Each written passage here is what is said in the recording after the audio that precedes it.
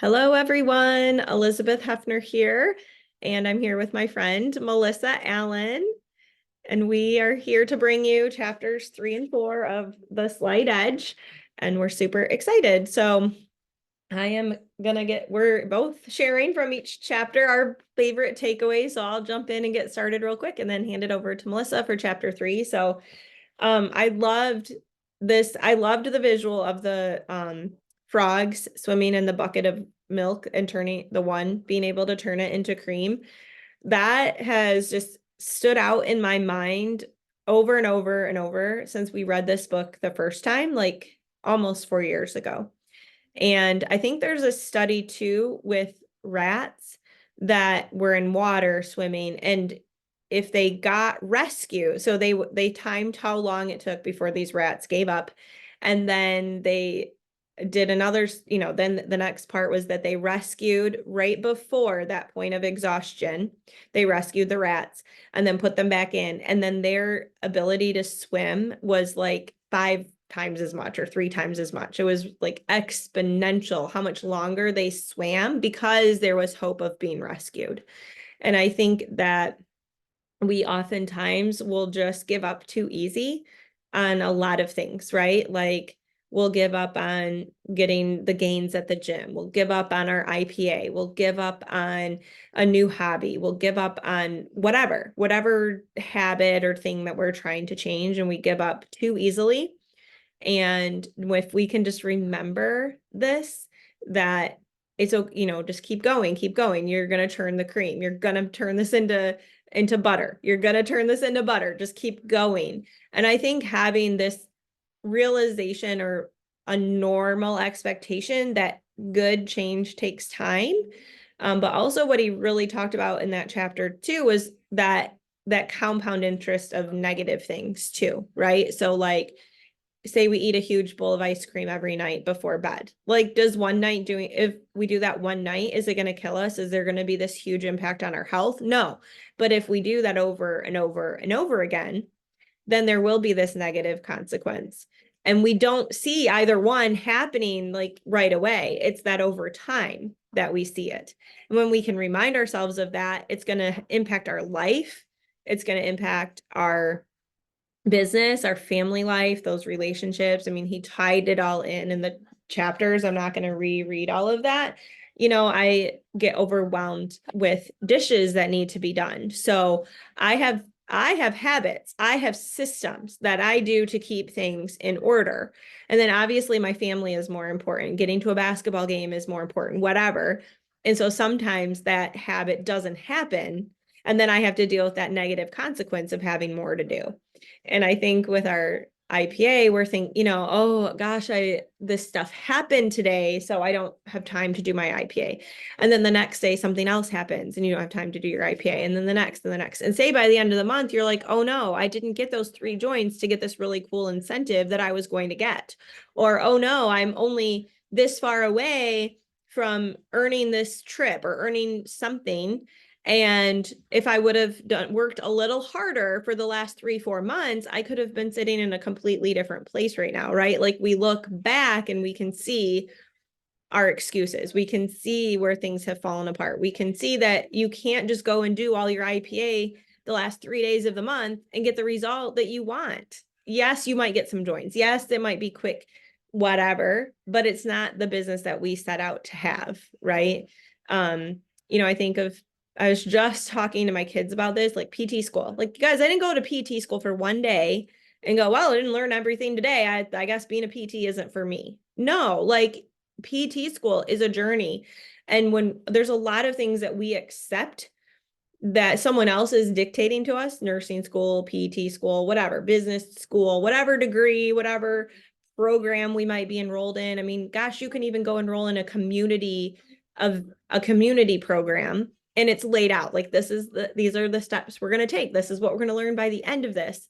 And we accept that. But when we have goals for ourselves and we think, well, I didn't go silver by one post, I guess this business isn't for me. Like, accepting that stuff takes time. Everything good in our life and bad takes time. I added that book that he talked about, start late, finish rich. Like we've given to retirement, but then there's been like changes in my husband's job, different things. And so I'm like, oh my gosh, like I did not do what his friend did, where she started saving at 23, you know, like I'm like, my kids have got to get this better than us. And so I added that. I thought that was an interesting concept. I am really curious if anyone actually did the math on the 1 penny a day and it doubling. Like, does that really equate to that extraordinary amount that he says in 30 days? Like, I don't know. I know it's like a fable, but I can't comprehend that math. It's not my thing. So if anyone did that actual math, please let me know. And then this is another aside. I think it is real, Rochelle. That's cool. So there's been this talk, and I just put a reel up today of a very small snippet of this anterior cingulate cortex part of our brain. And this part of our brain grows when we do things that we don't want to do.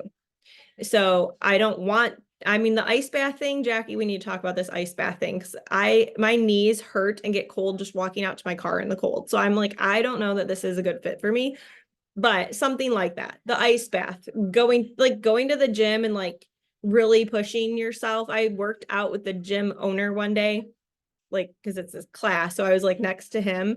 And I'll tell you what, I really pushed myself that day. Did I want to feel that I couldn't breathe? No, no one wants to feel like that. However, it was a way to push myself, right? And so I don't always want to do the dishes, but I'm going to go do the dishes. I don't always want to do the documentation at work, right? Like that's the worst part of our job, but we do it anyway. So this part of our brain grows, and it's also linked to longevity. So people that live a really long time it's a bigger area of their brain. And then it's like linked to this will to live. So athletes have this really big anterior cingulate cortex. Pretty cool. Like I read an article about it. So I was talking to my kids about it, and I'm like, you guys don't have to want to unload the dishwasher to still just do it. Like just do it. You don't have to love it. I mean, you can have a good attitude, you can be pleasant, you can be thankful that we have clean dishes. You still don't have to want to do it, you know?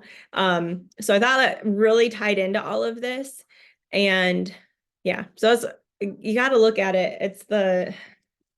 You guys are you probably already know this. You guys are probably all smarter than me. I'll type it in the chat when I figure out the podcast guy, because I sent it to my daughter. I'll let you guys know. But Melissa, I'm anxious to hear what you have to say too about chapter 3. Thank you for everything you shared. I really like this chapter, and a lot of it, what made me think we're on, like, me and my husband are on this journey to be debt free, and listen to a lot of Dave Ramsey and what he talked about, and just like the compound interest and how money, multiplies, made me think of a lot of what he says, and like the financial snowball of how you start putting in just this tiny amount and kind of build it up. And over time, it builds up to this big goal. And it really made me think about how the same things, for all our other goals, eating healthy, you got to start with at least one vegetable and eventually you work your way up. You got to do one squat before you get up to, doing big workouts and doing that. So, and it's like he says in the book, it's easy to do, but it's also way easy not to do it. You can put it off because life happens, things happen, the kids take forever to get to bed. And, you're like, well, maybe I don't need to do this one little thing that would help me reach my goals. But like you were saying, Elizabeth, if I continue to put it off, if I continue not to put it into retirement or pay off my debts or do my IPA or whatever it is, like whatever goal I'm setting, I'm not going to get there. But if you do these little things, over time, the slight edge, that's how you're going to suddenly be at your goal. Suddenly, by the end of the month, you'll get your 3 joins and reach your contests, you know, like you wanted to. Even like he talks about his millionaire mom, about how she just lived this very like small lifestyle. No one would ever know. She didn't have the fancy car, the fancy house, all the things around the house, but she was a millionaire and had all this money in the bank. And a lot of what my husband listens to with Dave Ramsey. That's how most of the millionaires that end up being on the show and stuff are came from too, that they just started small, they don't up their lifestyle, they focus on what they need to do every day, put a little in, work towards their goals a little bit of a time. It's nothing dramatic, most of the time people don't wake up and next week, next month turn into a millionaire.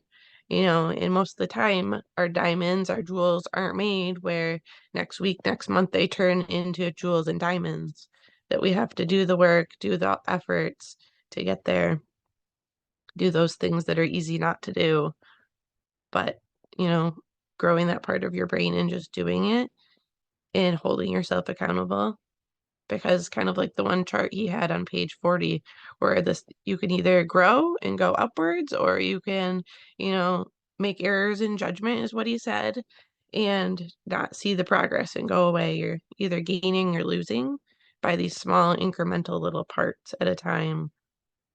So I thought that was really interesting, and just finding that leverage and growth and progression that you want and slowly working towards it, which is kind of nice too. As I was reading the chapter, you know, as we help people in our business and help people with their health goals, a lot of people don't want to do big New Year's resolutions because it sounds big and scary and people feel like they're going to fall off and can't commit to things. But just committing to those little things at a time, it's very doable. To be a silver, you don't have to go out and send 500 messages, but someone can go out and commit to sending 5 messages or whatever it is and doing these little steps along the way. So I thought the chapter was super helpful. Awesome. I'm really glad you guys have done a really good job of following all the Dave Ramsey stuff, and you have such a good attitude about it, and you're like, it's like a game now, right? Like it's this cool thing. So I thought that was really fitting for you to share that. So and then in chapter 4, where he meets this shoe shining woman who was like, reading, which is great. She's reading, right? And he's thinking, but she could be reading something that could change her life, right?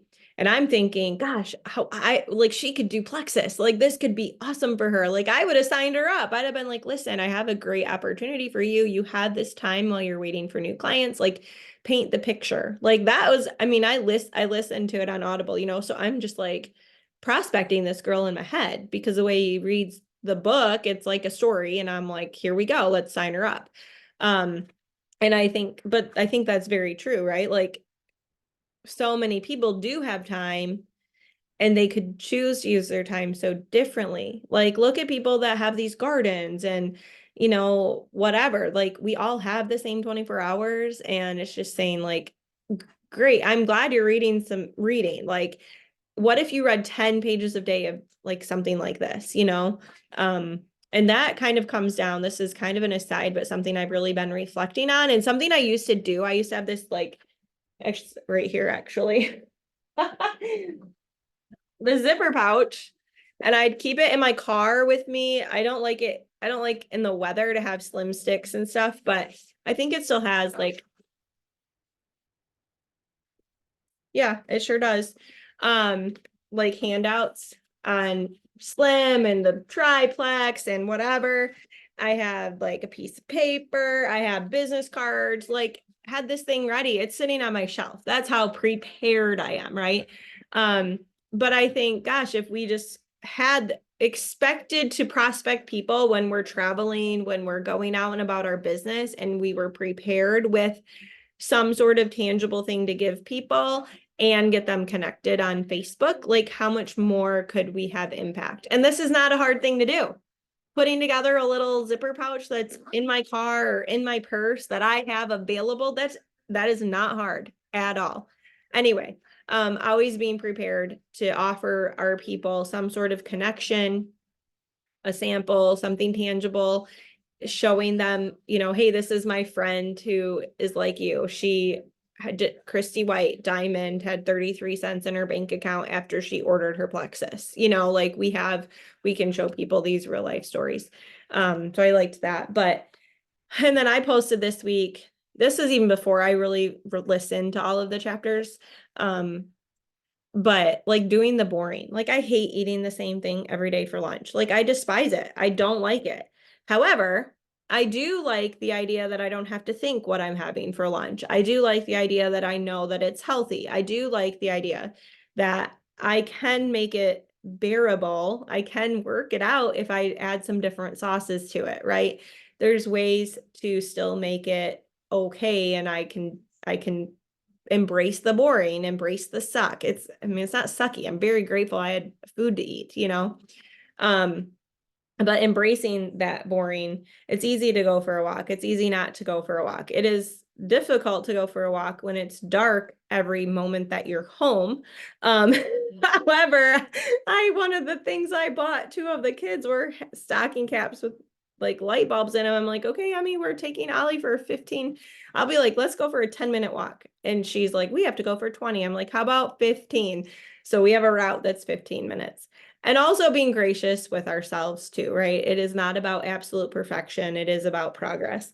Um, going to bed, going to bed on time so we can get up properly. Jackie, where are you? Like that's Jackie and I. We struggle with that.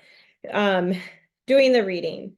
And he just says in there, like he's flat out, like it's easy to become healthy and vibrant and fit. Like it's easy. He's over here telling us it's easy. So we need to embrace that. Like, okay, you know what? It's easy to eat chicken every day because it's going to help me feel better. It's going to help me meet those goals. Um, and that success is a progressive realization of a worthy ideal. Success is a progression of realization of a worthy ideal. And so I think that really means that we have to accept that these things that are worthy of our time and attention, it's a progression to be successful in that. And again, it's just like a school program or a community program that you sign up for or whatever it is. It's that progression that nothing happens in a day. And I don't know where that disconnect is, from as we're kids and we experience, I talked about this, whatever, in a book club, whatever it was, where we're like growing up, we do all these new things, like new teacher every year, new coach every year for soccer, new this all the time, new sport, new kids, new teacher, new whatever. You go to sixth, seventh, eighth grade, it's like 7 new teachers every day, right? Like we do all this new stuff and we accept it as norm. And then as adults, we're like, well, I tried it new one time for 30 seconds and it didn't work. Like, where did that shift come? And so just telling people to read this book, I think, is a great start. I really do. But anyway, those were my kind of takeaways. And I was kind of remembering that, and that I did a video that I stuck in the team page, like last week or something. And it was even before I had read this. I think I'd read the first 2 chapters, of course, but had really gotten into this very far. And it was just stuff on my mind. And I think things to embrace for this year. It's a new year. So it's not a new year of like, let's go change your whole life and all these things. No, it's changing daily habits to be consistently building a progression of success. I really like that and definitely agree too. And I liked how the book talked about what did the 5% do differently. So he talks about, 5% of people reach their goals, are super successful. And then he says like 95% of us are failing or falling short, which is crazy. But then, he talks about how we all do the same things. We all sleep, we all eat, we all, have to get up and clean the house a bit or something. And so it's how you go about it that the successful people are reading these different kinds of books or, eating, making better choices with their health, making better choices when they move their body. And so, like, which choice are you going to make? Are you going to make the choices that get you towards the success? Or are you going to make the choices that, maybe aren't going to get you towards your goals and, give you the happiness that you want in life? And then he talks about, you don't always have to start successful either. He did a little story about Steve Martin and him becoming a stand-up comic and how he was like, couldn't stand in front of people and couldn't, tell jokes and went and practiced every day, even by himself, even when no one showed up, and just had that perseverance because that's a big substitute for talent. You can come in, you don't have to know all the things as a silver, or even when you just start and don't know anything about plexus, you don't have to have all this health background and whatever. You can still learn as you go, earn as you go, and kind of do the little things over and over, keep practicing, make mistakes, fail forward, and slowly build their success that way. You know, all the diamonds had to start down at the beginning too, so they've all done it too. It's not that anyone's, they tell us not that anyone's super special, that everyone's, fairly average, which is amazing because that means we can all do it. We can all get there. We just have to find the right things.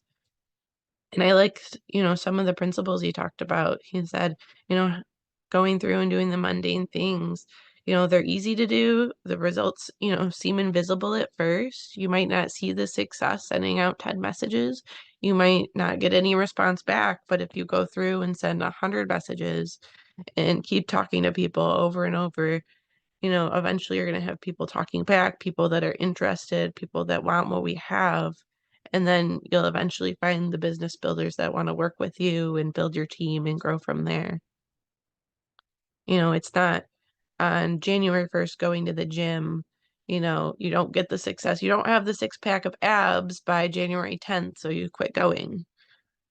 You're not a diamond by the end of January. You just got to keep going and keep doing the things because the results seem insignificant at first, he talks about as well, but they compound. That compound interest that he talks about gets there, and it's the everyday things that matter, not just necessarily today.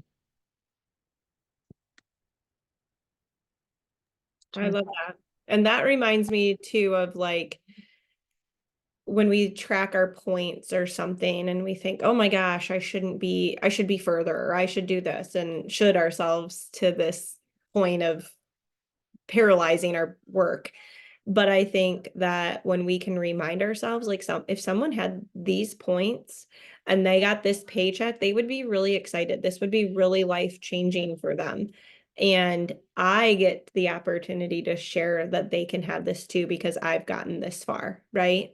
And then just being real, like realizing that what we have, no matter where we're at, one, it is where we deserve to be. And it just means it's information for us to then apply the next slight edge principle. That's for sure. So like what were we doing when we could get 3 and 4 and 5 and 6 joins every month? What did we do then that I'm maybe I'm not doing now? Or what did I do when I first got started sharing Plexus that maybe I've lost sight of, or whatever? And it's not chasing the next thing. It's not chasing the shiny things. It's not chasing this magic training that Brittany and Christina are doing. Like, it truly comes down to having meaningful conversations with people, writing your information in some fashion that works for your brain, your planner, your notebook, your IPA sheets, your spreadsheet, whatever, and not losing track, right? And if you do, it's okay. Like, I messaged a girl and realized, or was gonna message her, and I realized that I did message her and she did say she wanted information, totally never followed up with her, and she went and joined stupid Optavia and is sharing Optavia. So hello, but I'm still successful, right? Like, I'm still a Sapphire. You can still screw up and still be successful. It just was information for me to go, oh, Elizabeth, come on, get a grip, right?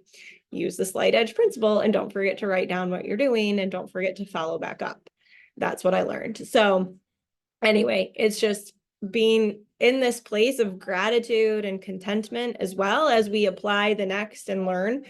And I like too that it just doing the 10, I mean, you can fine, you fall asleep reading 10 pages a day, then read 5 pages a day, right?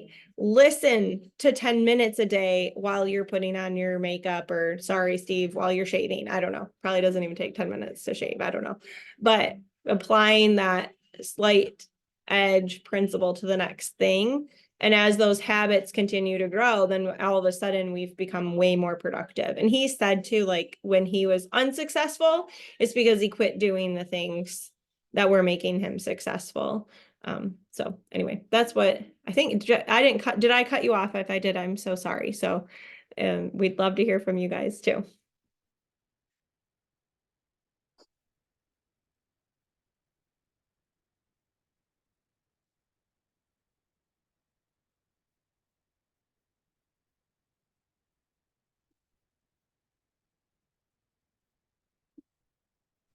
couldn't unmute myself. So a couple of things.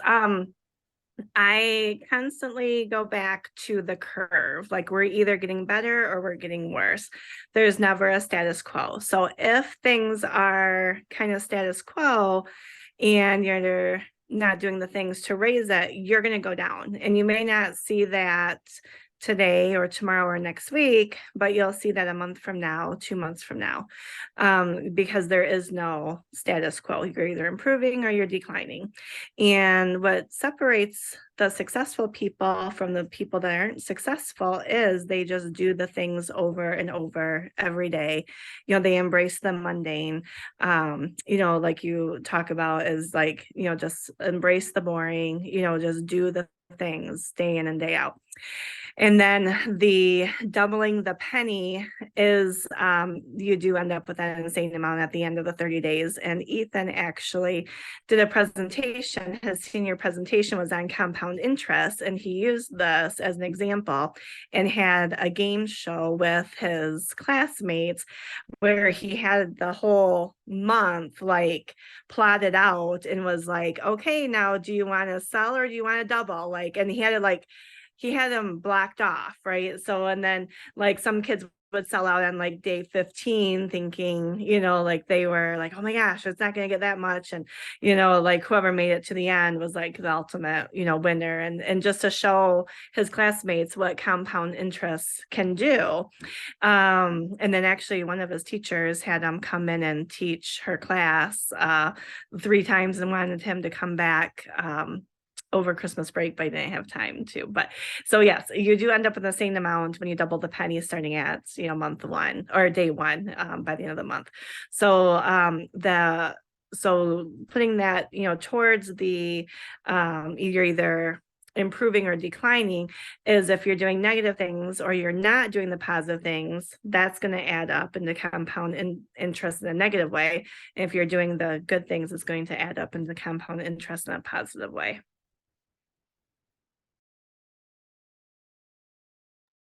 I love that. We need to get Ethan to put it on your YouTube channel so we can share it with all of our teenagers. I should actually. That's a great idea. He would love it. He would. He'll have to get the poster back from the teacher because I think she kept it.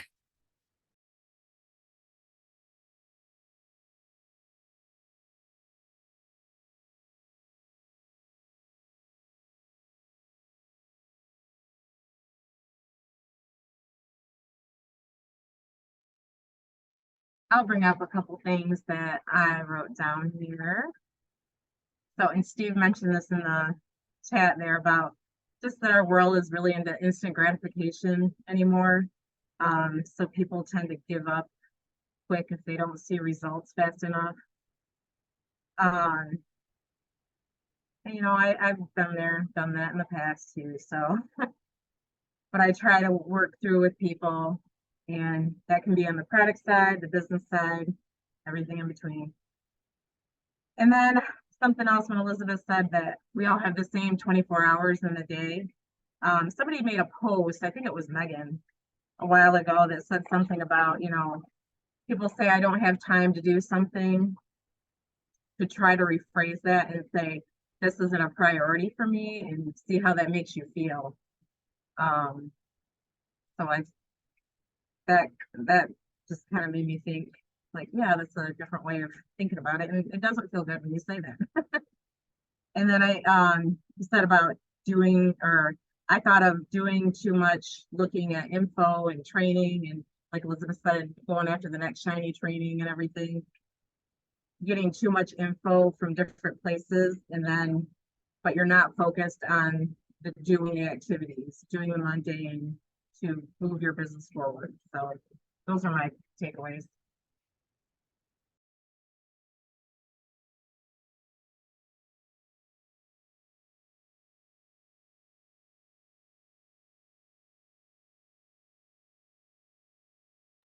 I love that. Thank you for sharing.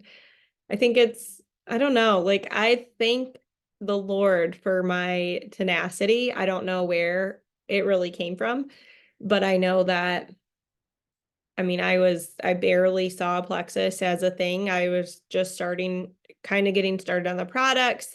And I really like, I saw these jewels. The first thing I ever did was a book club. And I was like, well, yeah, sure, I can do a book club. And I struggled, you guys, I still sometimes struggle to read every single page of every single book. Like, that's just honesty. Like, I'm really trying and I've improved so much over the years, but it's not perfect.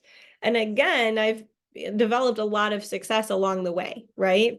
And I look forward to more success. So I'm going to keep improving on those skills and things. But anywho, like, I saw Fallon and Jamie and Sue and Sal and Chris and Cody and Brittany Howard. Like, I saw them at convention. I don't know if they were all jewels yet. They might have been new emeralds, whatever. I just saw convention. I saw them getting the ones that were getting the Lexuses. I saw that and I was like, well, they're pretty normal people. I think I can do this too. Like, I can do this too. There was not this big, like, vision casted to me and whatever. I just thought, and I'm so grateful that I could see it and have continued along the course of like, okay, I'm going to be quadruple diamond. My family's going to be quadruple diamond someday. Like, here we go. And not losing sight of that. Because I think too, like, you guys are working hard, like you're getting there, you're learning, you're asking questions, and that's what's going to help you do the same. But I think just stay like knowing like I can do this, knowing I can do this, and keeping up, making those steps. Because I didn't go quickly to jewel. I didn't go quickly from emerald to sapphire, and I certainly haven't gone quickly from sapphire to diamond, right? But I've learned a lot and I've enjoyed a lot of things and I've totally had meaningful relationships all along the way. And I think that's huge, way more fun than going to PT school. I mean, PT school was traumatizing. It was hard. And that was another thing I actually jotted down. Like, you didn't have a day in PT school where you just didn't do anything. I mean, I think it was our second year of PT school. You had zero time to do nothing. You had to do something for your schooling every single day that entire year until you hit an actual like end of semester, because it was that intense. And that's what we did. We did it. We didn't have the excuses. I told my running kids in the fall, oh my gosh, some of these girls just want to complain the whole time. I cannot wait to tell them about the anterior cingulate cortex over here. Like, I'm going to be talking to the track team, whether I'm coaching or not. I don't plan to coach, but I'm going to be talking to them anyway. And I said, you know what? The best excuses are the ones you actually believe. And I remind myself of that often when I'm laying in bed at 5 o'clock and the alarm goes off and I'm debating, like, what am I going to do? What should I do? Do I feel okay to get up? Trying to talk myself right out of it, And so the best excuses are the ones you actually believe. So that's another like one to ingrain in your brain.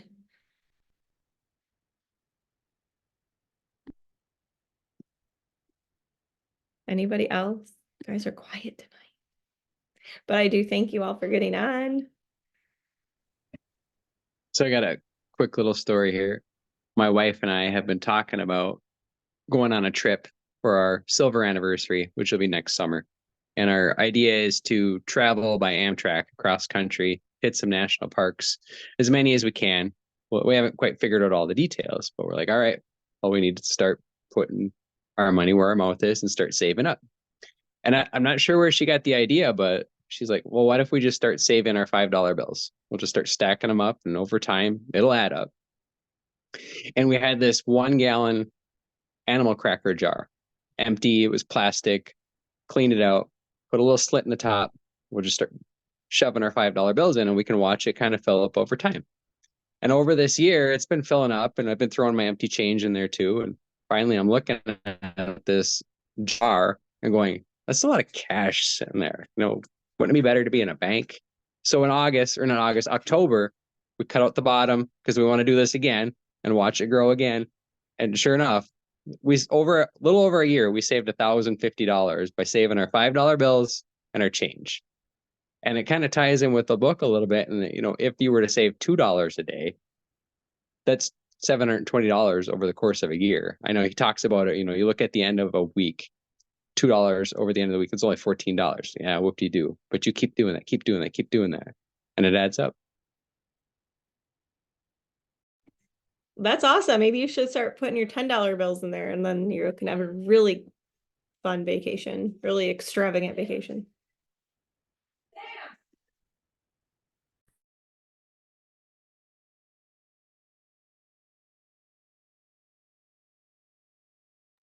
All right. Thank you guys for getting on. Thank you so much. Super Saturday, I'm gonna stop the recording and then I'll talk to you for 1 second. Why am I having so much trouble here? Here we go.